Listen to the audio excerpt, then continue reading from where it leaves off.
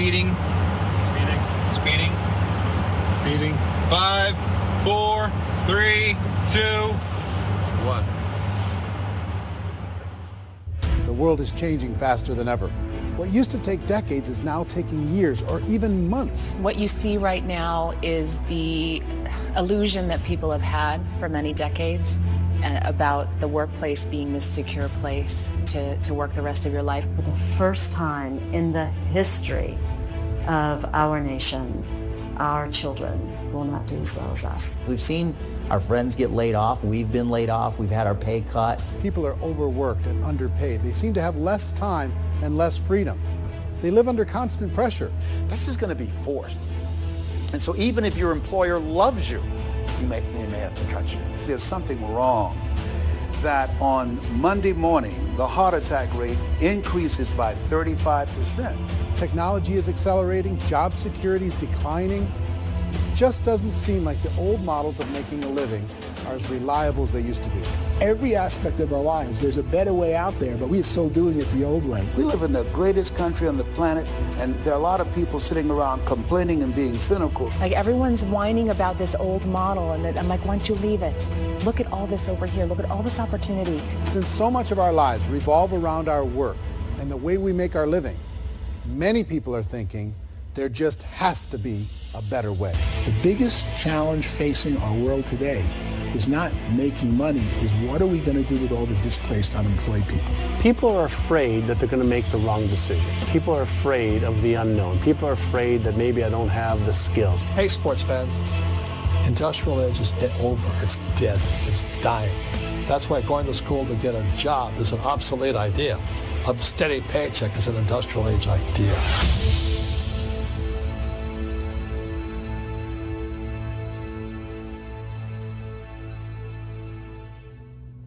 It's the search for answers that has brought us here together today.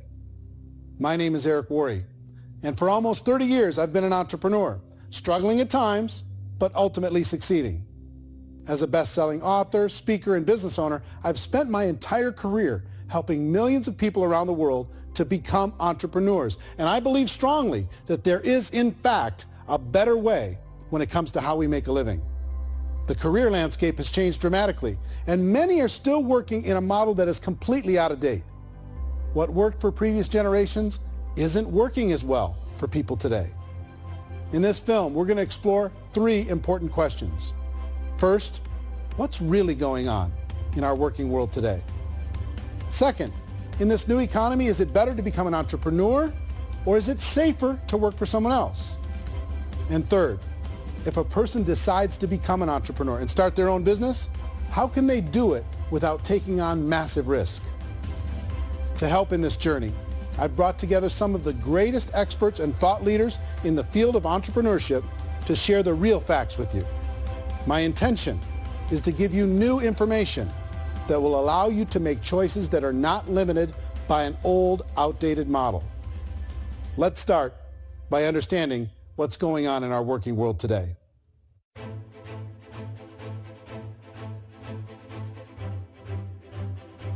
Let's look at unemployment. 30–40% of the people are honestly not working, but would be working. What our government does is if you haven't found a job in 6 months, we don't call you unemployed. We pretend you dropped out of the labor force. I've often said that unemployment, particularly structural unemployment, that's unemployment due to technological changes, is the first sign of economic growth. Think of it, 10 people live on an island. They go out every day and fish. One day, new technology shows up. A missionary brings them a net. Now, using the net, one pilots the boat, one throws the net. 2 fishermen can do all the work 10 used to. That's a 500% increase in productivity, 2 doing the work of 10, in one day. You don't have to learn a lot to learn how to throw a net instead of throw a fishing line. The island's got a big problem, 80% unemployment. But the island still has all the wealth of the fish because the 2 people produce as much fish as 10 did. Now, of course, looking back in history, these changes used to take thousands of years. And during that time, we went into farming and transportation. Some of us became doctors and some teachers and lawyers, and we developed all these new professions and new manufacturing jobs. Today, these changes are occurring literally in one day when a new technological advance occurs, and we don't have the social structures to deal with it or to retrain the unemployed people.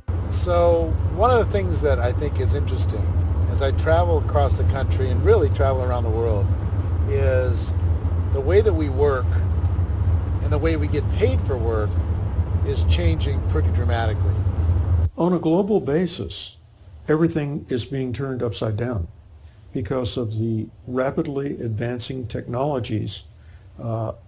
They are eliminating many jobs, and we have been left with many people not prepared for the jobs that exist. A lot of demand in public companies was to squeeze out all the fat and to get just as much margin as we possibly could, and fat equals humans. So this idea of job security in information age is so obsolete, but it's still taught inside our school system, and that's where the problem starts. There's no financial education in the school system, and people are still trained to be employees who work for that paycheck. This is a chart on the middle class.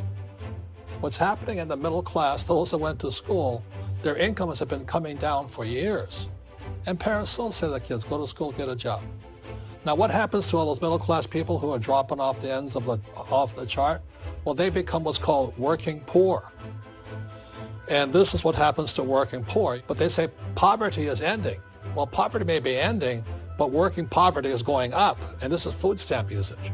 So food stamp usage in America is going through the roof right now, because people cannot earn what they call a living wage. Most people have experienced financial pressures that I think are probably greater than they have been in the past. If you're not working for yourself, then it's going to be a pretty hard road for a lot of people. Today, if you're going to control your future, the 40-40 plan is gone, where you can graduate from college and get a job and work for 40 hours a week for 40 years.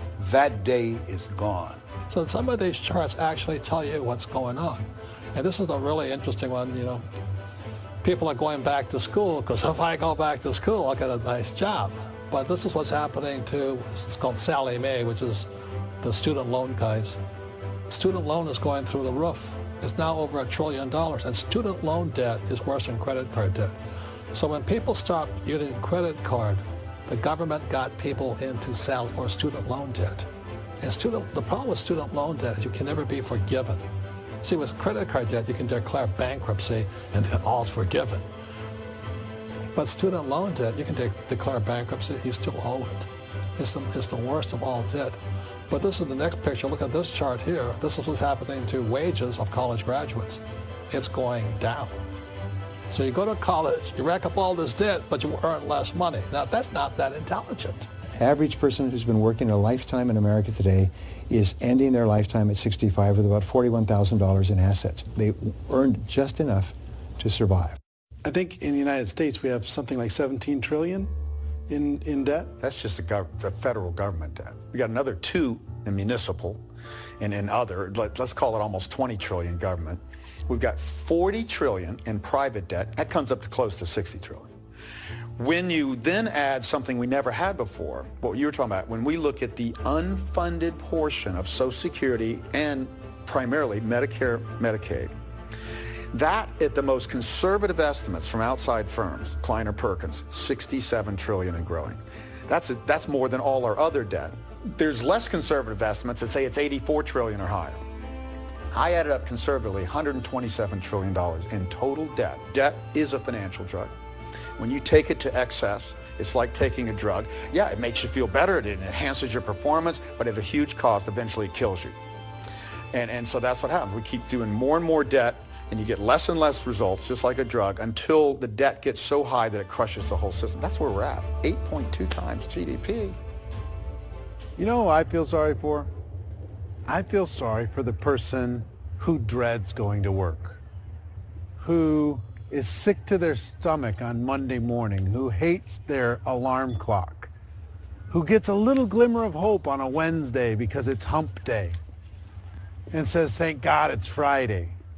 And they live for those 2 days a week where they get to be themselves and they don't have to be around people they don't like, and they don't have to play the political game in the office, and they don't have to live this half life. The person that works 50 weeks a year just to be able to have the 2 weeks for vacation. And you know what happens to most of them nowadays? They don't have a vacation. They have a staycation. They have time off of work, but they don't get to go where they want to go because they're overextended. They've got all this debt. They got all this situation. They hate their alarm clock. They can't sleep until they're done. They have to spend most of their life in traffic. I feel sorry for that group of people because there's a better way. They just don't know it. I see this really interesting attempt at rugged individuality in a 6x8 rectangle. And I feel like you're all the same, except for the little push pins of the pictures. There's different pictures. Yours is named Jenny and his is named Sujara, but it's the same people. And this is how they are, and they're just like the zombies, and there's no joy in there, there's no fun. There's always like the wacky woman who decorates her cubicle, and that's the most she can do there. You got to give her credits, right? The wacky cubicle woman. The basis for their life is worry. I'm worried, you know, maybe I'll get fired. I'm worried maybe my company will go out of business. I'm worried I can't keep spinning the plates on paying the bills. I'm worried about how do I send my kids to college. I'm worried, what if the transmission of my car breaks? That's, you know, 2 or 3, I can't fix it. People live in a sea of worry, and it eats at them. Those signs that people held up during the Depression didn't say looking for gainful employment in a cubicle. It said looking for work. Work is what we're looking for. Job is just a unit of measurement. Work is what we're going after. It's time to look in the mirror and say, it's not the economy, it's my economy. It's my little world of where I am. I need to improve. I'm not going to wait for the economy to come back because, frankly, the economy is doing great in this country. So I'm here on Wall Street, the financial center of the universe, the financial capital of the world. This is where most people's money goes to at least be held for a time, right? With interest rates in banks being effectively zero, and many experts are predicting it's going to stay at zero for the next 10, 20, even 30 years, people feel like they don't have any choice but to put their future into equities, to put their future into the hands of other people on this stock market, and hope that the stock market goes up, hope that the stocks that their advisors pick or that they pick goes up. That's one way to go, I guess. It's my personal belief that if you put your future into the hands of yourself, in other words, you have earning power by yourself, I think you're a better investment than these guys. I think you controlling your future is a better option than handing over your retirement to these guys. The average household income in the United States is approximately $50,000 a year, what they call the middle class. To reach the top 25% of income earners, you'd need to earn at least $90,000 a year.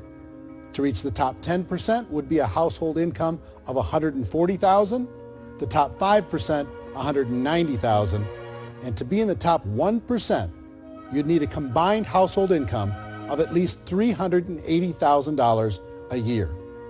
So here's the question. What do you think would give you the best chance to move up and get to the top 10%, the top 5%, the top 1% or beyond? In my opinion, and in the opinion of many, many experts, the answer is to become an entrepreneur, to become your own boss. I think you have to be a business owner. I can't, the only time I ever say to someone it'd be great to be an employee is when they've already told me they've surrendered. I only tell people who are wounded spiritually that they should be an employee. And it's that feeling that you get when you pick up the backpack off the little Cub Scout and say, don't worry, little guy, we'll get you back to the camp.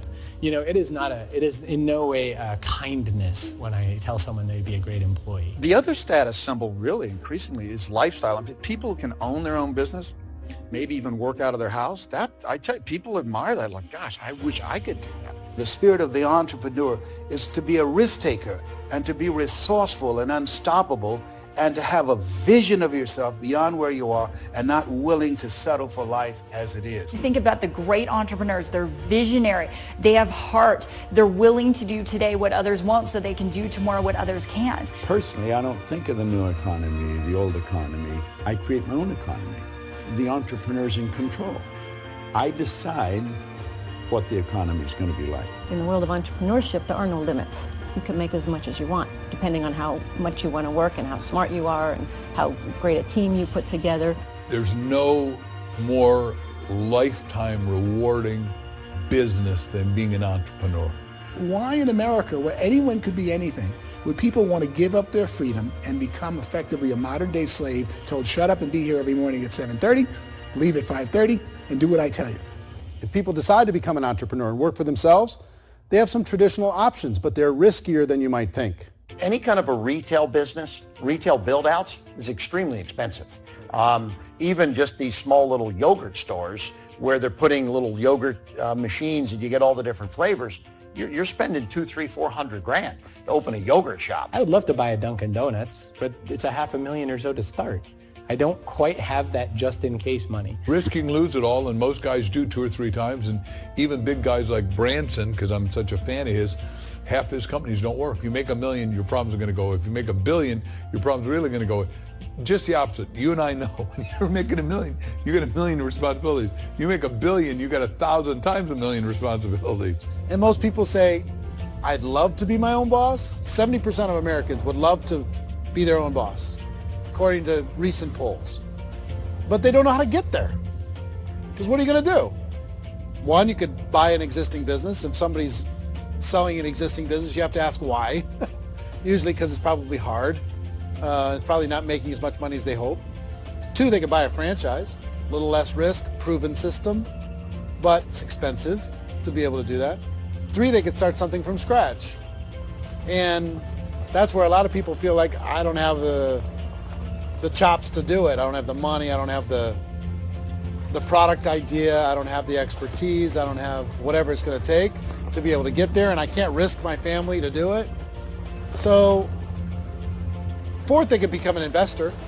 A lot of people in this town invest to try and figure out a way, but you got to be pretty smart with that game too, right? Venture capitalists, who are the very best and most sophisticated in investing in new breakthrough businesses, make it on 1 out of 11. That means 10 out of 11 are mediocre or fail. Most of them fail.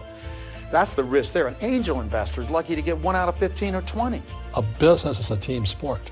Like, I have to have accountants, I have to have engineers, I have to have systems designers, I have to have sales, marketing, I have to have accounting, I have to have mission statements, I have to have legal and all that.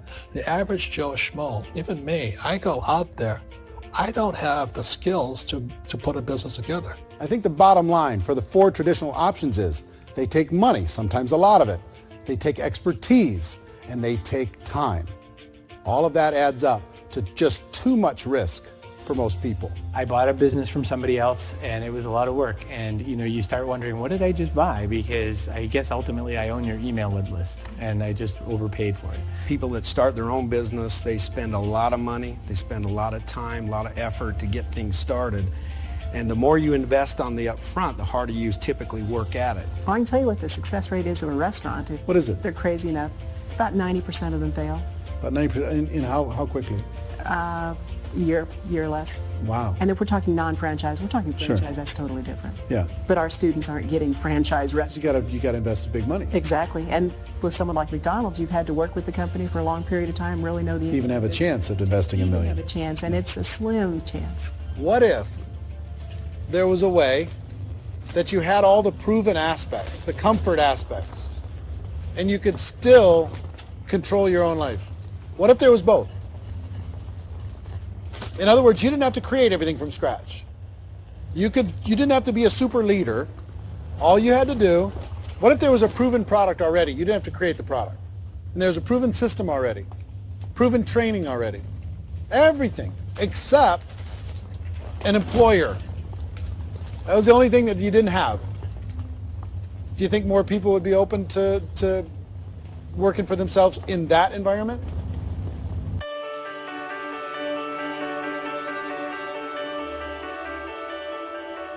In our search for a better way to make a living, we've come to the conclusion that becoming an entrepreneur is actually safer than being an employee. And through our look at the entrepreneurial options, one particular path kept coming up from expert after expert. And I think most people will find it surprising because it's certainly a non-traditional business model. That model is for people to start their own business and become an entrepreneur through the creation of a network marketing business. Some people call it direct selling because the product is being sold directly from the manufacturer to the end consumer, cutting out the middlemen. Other people call it multi-level marketing, or MLM, because there are multiple levels of commissions paid. The most common term today is network marketing, because network marketing best describes using a large group of independent distributors, independent entrepreneurs, to move a product or service more efficiently. So my friend here, Donald Trump, and I, we always write about the network marketing industry. And the reason we support the network marketing industry is because it really is a business school for entrepreneurs. Because most people come out of school looking for a paycheck. Oh, that's terrible. I went to network marketing like that. I think if it didn't exist, we should invent it. It is that good. I think direct selling is a great way to do business today. It's very easy to get into that industry, and you can be self-employed, be, in effect, an entrepreneur. When we see multi-billionaires adding network marketing companies to their portfolio of companies, that would be a clue. When we see people who are very famous authors and very famous business people endorsing the industry, that would be a clue. These network marketing companies aren't $50 million companies. They're billions and billions of dollars. They lead the stock market. They're major companies. When we're going to get it? You know, and you're going to school to work for a paycheck. But if you want to be rich, be an entrepreneur. And network marketing gives you the spirit to be an entrepreneur. A traditional company will spend up to 50% of their total revenue on marketing. Network marketing companies use a different approach. Instead of having all that extensive marketing expense, they utilize a network of independent distributors to do the marketing for them. Now, why do they do this? First, because word-of-mouth advertising is so much more effective today than traditional media advertising. Second, some products need to be explained or demonstrated, and an independent salesperson can do that more effectively than an ad campaign. Third, it's completely efficient.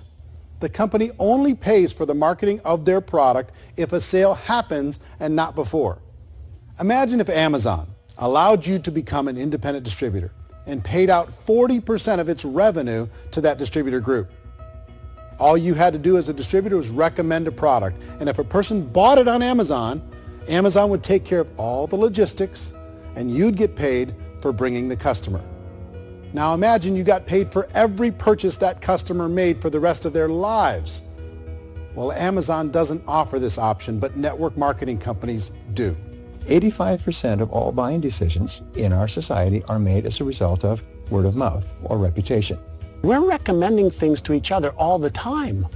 You know, who's your dentist? Who's your doctor? Who's your lawyer? What detergent, are you using? What legal system are you using? What product are you using? We're talking to each other about the things that we love anyway. When you go into a big box retailer, you're lucky if the clerk looks you in the eye, much less gives you any detailed or accurate information about what you're purchasing.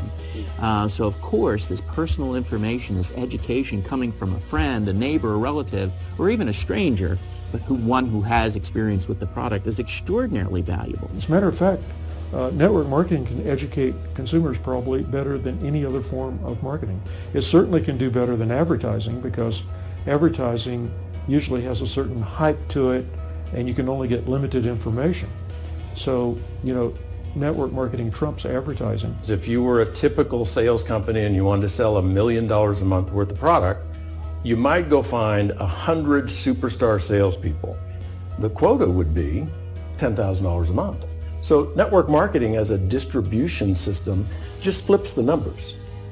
So we use 10,000 happy, raving fans of a particular product, and we don't concern ourselves so much with how much product each one of them individually sells. If they sell just $100 or $200 a month, and there's 10,000 of them, you're selling $1 million to $2 million a month worth of product. And that's the best way I can explain how network marketing works. This is the marketing arm of the company. There's not money being wasted on bricks and mortar. There's not money being wasted on inventory that's sitting stagnant somewhere. There's not of employees standing around that don't have customers. These are people that are going to connect with customers. These companies allow people to become independent distributors for extremely low cost and with no minimum time or sales quota. Essentially, they own their own business and can provide as much or as little sales as they choose. In other words, the distributor gets all the benefits of traditional business ownership without the risk. The advantage of network marketing is the ease of entry, the low risk, and the low startup cost, because almost everything else has very high risk. You can get in for a minimal investment. You're buying into a system that's already been proven, products or services that have been proven to work. The keys to network marketing is providing an opportunity for the masses to get involved, providing an opportunity for the average person who doesn't have the resources to start their own business. All of this so far is fairly straightforward, but network marketing offers another benefit, and it's this benefit that makes it so interesting for entrepreneurs.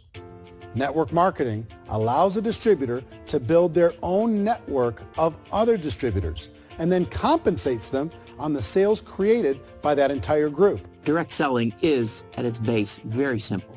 It's the sale of a product or service to an individual on a face-to-face, one-on-one basis, just the way we're talking right now. But there's an important element as well, and that's the offering in conjunction with that sale of product, the offering of an opportunity for someone to make something of themselves. No matter what your social status is, no matter what language that you speak, I mean, look how many unbelievable people are becoming successful that speak every kind of language out there. What an awesome gift to give the world. Instead of having to work your way up in a system and prove that you could be a sales manager, they just decided everybody can be a sales manager. Everybody gets to build a sales team from day one. And so what that brought into the system of growth as a direct selling company is the concept of compounding or geometric progression.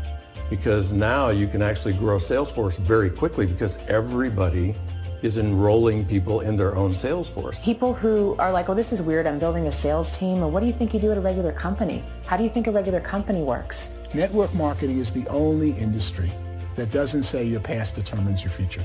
It looks at your past and says, okay, now what can we train you to do so you can have a great future? Every other employer out there wants to exploit you for what you already know, not teach you something new. Network marketing has the potential to save the United States and the world because it's going to teach people not to be employees, but to be entrepreneurs.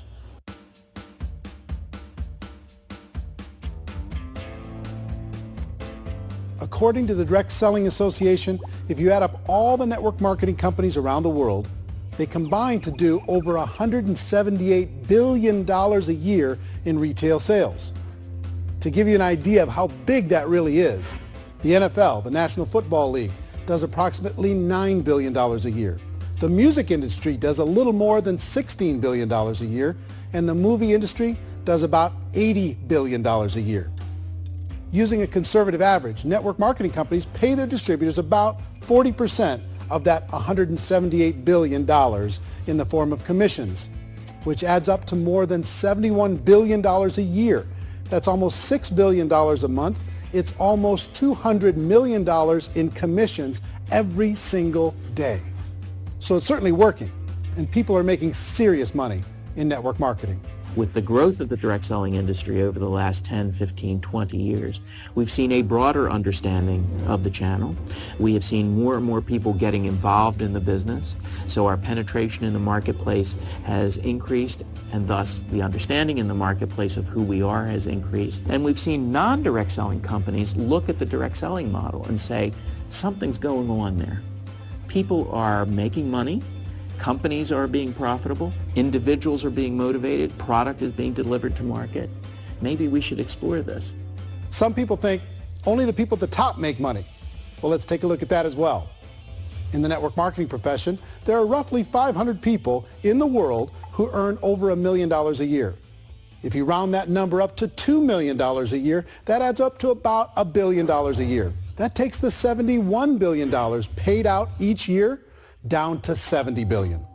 So where does the rest of the money go? The vast majority goes to part-time people making anywhere from a few $100s a month to many thousands of dollars a month. It goes to people who choose to make it a full-time career move and earning even more than that. Every day, people are using the money they earn through network marketing to pay off debt, have more fun, and improve the quality of their lives. Everyone I know in network marketing has been doing that since the 50s. They go to work when they want to go to work. They stop working when they want to take time with their children to have a leisurely breakfast and discuss issues and driving to school. They go back to work when they get home, wherever they're working out of. The biggest thing that I've seen is people that have become much happier in their life. MLM has probably made more millionaires of more people in more countries, and I've spoken to them in 67 countries, than any other single form of business, starting from nothing. If they have a choice between working a job for the next 10 years or working a network marketing business for the next 10 years, the result of working the network marketing business will be better. A lot of people within the industry go on and make this a career and do extremely well at it. Network marketing has been nothing but good for everyone I know that's been involved with it because they did it seriously and they played full out and they've been very successful. It's been a constant barrage of success stories and people showing off stuff that they got as a result of it. How many people are involved? Approximately 16 million Americans and 96 million people around the world are currently participating in network marketing. And in a recent poll, 82% of those people report a good, very good, or excellent experience with network marketing. So people are happy.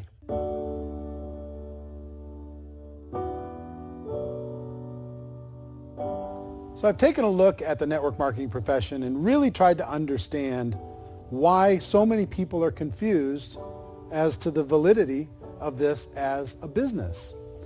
One is this pyramid shape. People get really messed up with this pyramid. Oh, it's one of those pyramid things. So I just think there are a lot of haters out there who really don't understand the industry and say, oh, it's a get-rich-quick scheme. It's a pyramid. Well, corporate America is a pyramid scheme. You know what I mean? It goes like this. You have thousands of MBAs, let's say working for Ford or General Motors or Coca-Cola. If all these MBAs, they're all trying to get to here, that's a pyramid. Only one guy's going to make it. Every 10 years, one's going to make it. Whereas you look at network marketing, it's like this. So you're here, and your job is to develop other CEOs coming up behind you. So it's an inverse pyramid. In network marketing, it's a very simple concept. If you sell product, you get paid. It is paid based on production. There is no first mover's advantage. There is no investment component where the more somebody spends, the more they're entitled to make. So the two are polar opposites of each other. It doesn't matter what shape the company is or the compensation plan is shaped, whether it's a circle or a pyramid or a triangle or a trapezoid, it doesn't matter. If compensation is coming primarily from recruitment, then you've got a problem.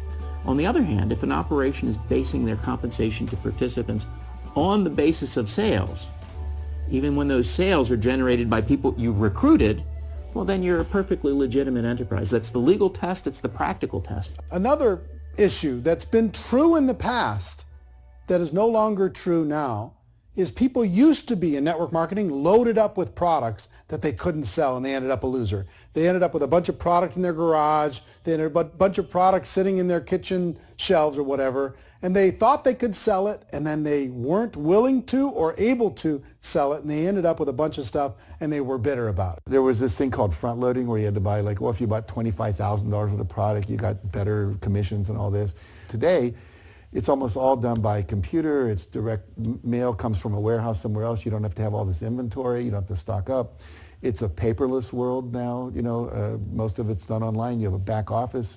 It really works. And the technology has changed everything. Third issue is people start talking about 99% of people in network marketing don't make any money.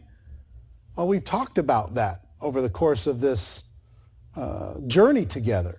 Almost $200 million a day is being paid out to network marketing distributors around the world. The naysayers, the people who say that it doesn't work, are usually the ones who just don't know how to make it work for themselves. And so they're giving you an opinion, and I tell people, don't confuse people's opinions with expertise, because opinions are free.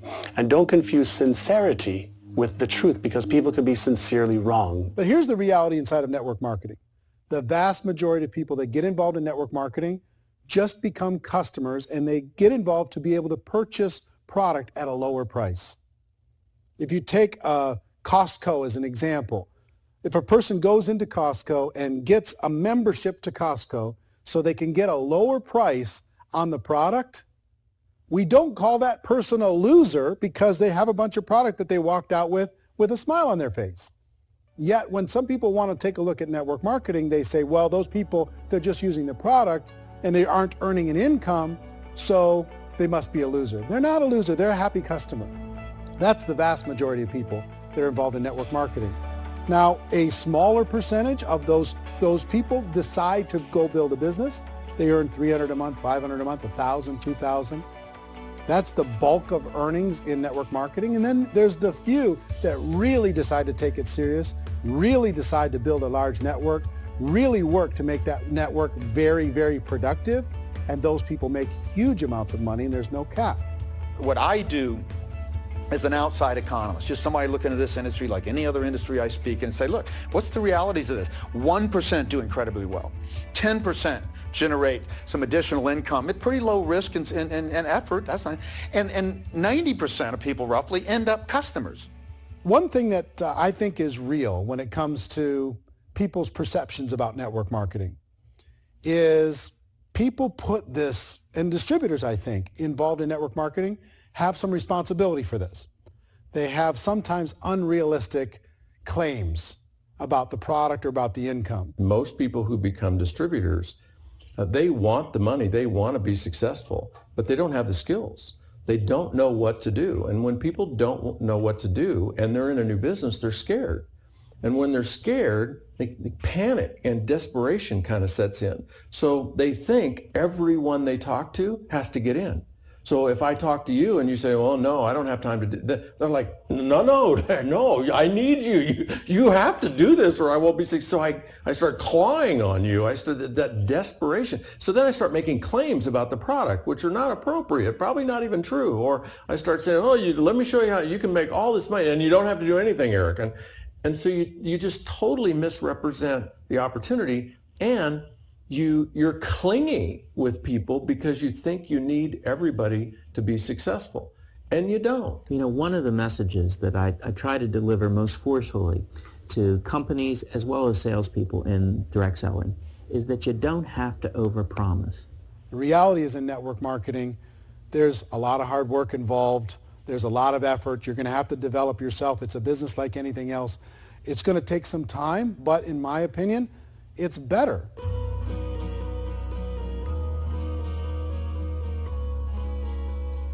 It's light years better for people starting today than it was even 5 years ago. I think it's more widely accepted now, and people understand it is a business. It is being an entrepreneur. It is being a business owner. Our belief system is based upon our evaluation of something, and frequently if we reevaluate a situation, our belief about that situation will change. The industry has changed and it's grown up. It's totally transformed. You've got young people today that have grown up with social media, and they understand networks. They understand how people are connected through technology, and they understand how money flows through those networks.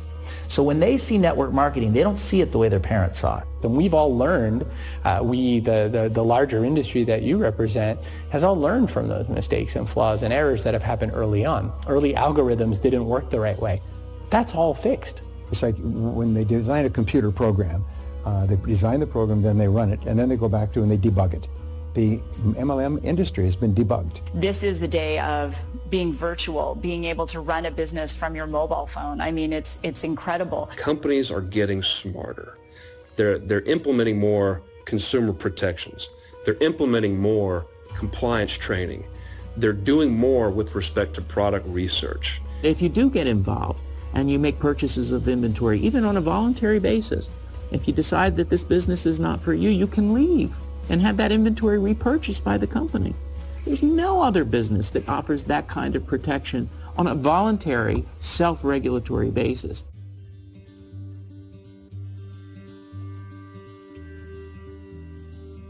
If you decide to look further into a network marketing business in order to generate more cash flow for your family, I would recommend reviewing the following 4 elements. First is the product or service. And on the product or service, I would ask 5 important questions.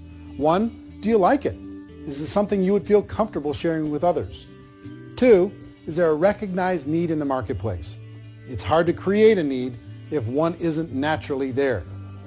3rd, does the product meet that need? Does it solve a legitimate problem for consumers? And 4th, is it priced to sell? Can it compete in the marketplace? And 5th, is it priced for profit? Is there enough margin for the company and the distributor to be able to generate income for the long term? If you can answer the questions on the product to your satisfaction, the next element to consider is the company itself. Is it well run? Do you believe in the founders or the management team? Do you feel they have what it takes to go all the way? See, it doesn't matter how good the product is if the management can't take care of the company. Good management can change with the times. They can handle adversity. They can make good decisions. Make sure you choose a company that can serve you for a long time. The third element to consider is the compensation plan. And with that, there are 3 important things to look at. First, a brand new person needs to be able to generate some money fairly quickly. It may be an obvious reason, but you can probably imagine the ripple effect of a distributor getting involved and having even a small victory fast. That can only help with the overall success of the organization. Second, a person should be able to develop a moderate part-time income in a reasonable period of time. As they develop their network and as their sales grow, they should be able to enjoy more benefits. And third, for the people who are really serious, for those who decide to really go pro in the network marketing profession, there should be the possibility to make a serious full-time income if they work hard and are committed to developing their skills. If you're comfortable with the product, the company, and the compensation plan, the last thing you should look at is the support that will be made available to you. Does the company have a website? Does it have a solid online reporting tool?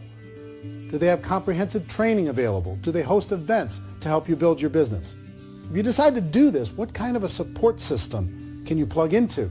Choosing a network marketing company is a personal decision.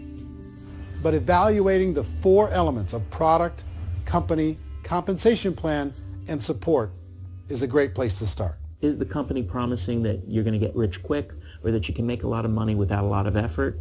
That's a red flag. Is there a product that you really believe in that you think can be sold?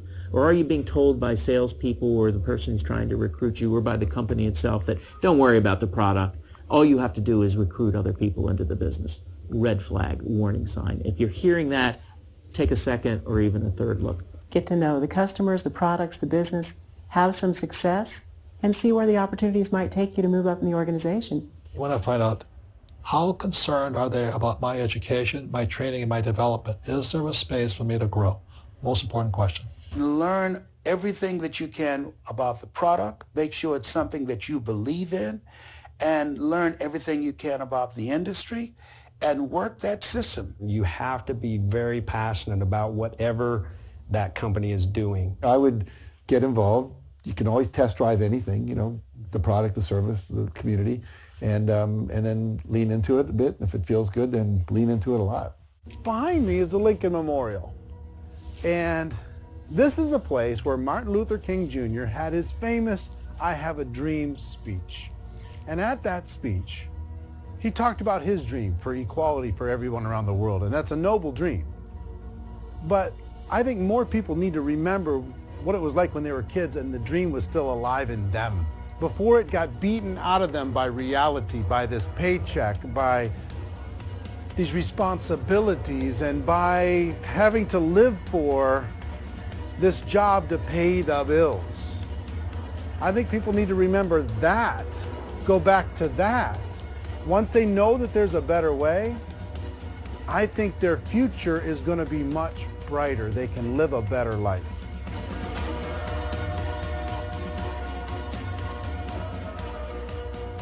So if you're considering getting involved in a network marketing company, let me offer you just a few pieces of advice. First, network marketing isn't perfect. It's emotional, it's challenging. Like any entrepreneurial venture, it can have its up days and its down days. But if you have an entrepreneurial bone in your body, it's just better. Second, if you're going to do it, decide to be professional. Decide to go pro. It's better to do that than just be this amateur sticking your toe in the water. Third, as any professional, you're going to have to learn some new skills. And I promise you, inside of the network marketing profession, they're not too difficult to learn. Fourth, like anything worthwhile, it's going to take some time. Don't expect that you're going to get to the finish line right out of the gate. And fifth, it's worth it. It's worth it to be able to take charge of your life again. It's worth it to be able to control your own financial situation. It's worth it for the people you're going to be able to spend time with. It's worth it for the things you're going to be able to see and the experiences you're going to be able to experience. It's worth it for the causes you're going to be able to contribute to, the lives you're going to be able to touch, the customers you're going to be able to help, the friendships you're going to be able to develop. I promise you, it's worth it. Remember, most people are searching for answers just like you are. But I do have to tell you the catch to network marketing. If there is a catch, if you want to understand this from an emotional point of view, people say, well, it sounds too good to be true. It's not. It's hard work. But here's the catch. Most people still don't understand it. So you're going to have to endure the loss of social esteem from ignorant people. The uneducated will think less of you. Now, if you can handle that, you're on your way. If that's going to destroy you, you know what? Entrepreneurship in general probably isn't in your future. If you can face that catch, you can become unstoppable. I want everyone to really contemplate this if they're not in network marketing. You're in a job, you probably have a mortgage, you have rent, you have debt, whatever's going on. You're in a prison. You work just hard enough to keep them from firing you, and they pay you just enough to keep you from quitting. Come on! I've been there, done that, and bought that t-shirt. In network marketing, if you run into failure, it's really just a homework lesson for yourself. There's no one to blame. You really have no excuse not to be successful. You just don't. People don't want to hear that, but there's so much available to you. If you want to be a good network marketer, be a student to the people above you, be a fellow traveler to the people on the same level, and be a teacher to those below, and know when it's appropriate to do which. People who are not afraid of asking people to buy things, or not afraid of persuading people with a chance they may say no, these people own the future. Nothing happens until something moves. So you got to go move, you got to go do something, or nothing's going to change in your life. In the beginning, you're going to do a lot of things that you don't get paid for. But as you go down the road, you get paid for a lot of things that you don't do. And your job is rehabilitating the spirit, the entrepreneur spirit in all of us. You know, give it back. Either give it a strong yes or a strong no, but no wishy-washy, dilly-dally stuff in the middle. There's dreams and there are nightmares, but I believe that the biggest nightmare of all is when you don't pursue your dream. You're going to see some monumental growth in this profession. It's an exciting, exciting time to be involved with the network marketing profession. The next 10 years, I see just exponential growth. When that tipping point comes, it's not a matter of asking somebody, have you ever heard about network marketing? You're really asking them, which company are you building your wealth in? We are here to fix the world, to improve relationships with other people, to improve other lives. And the real reward comes as an entrepreneur in any level from teaching somebody something and watching them soar. There is no greater reward.